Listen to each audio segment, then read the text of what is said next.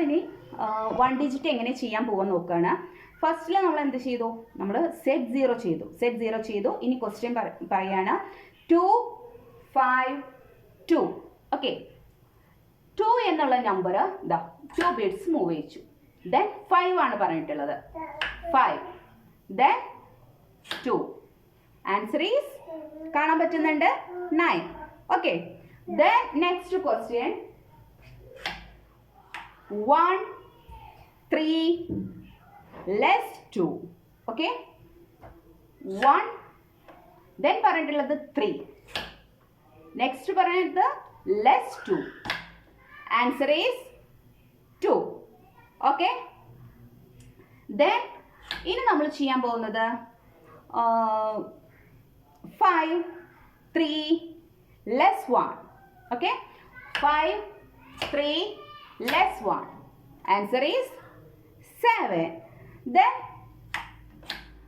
4 less 2 1.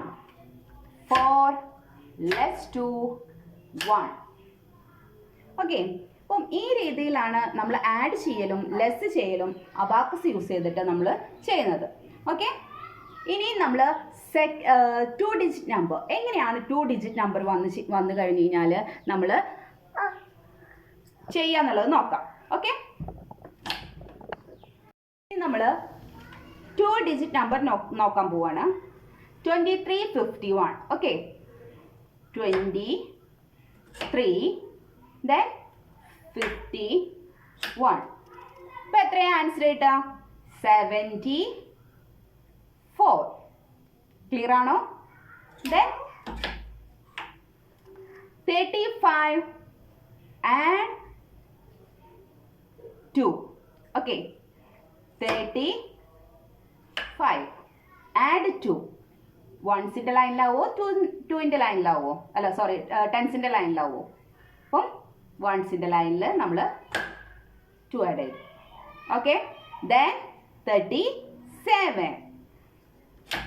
ഇനി next 94 less 22.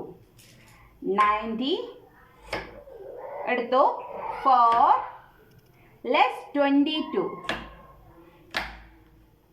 Answer is 72. Okay, next 23 add 55. 23 55. Answer is 78. Okay, then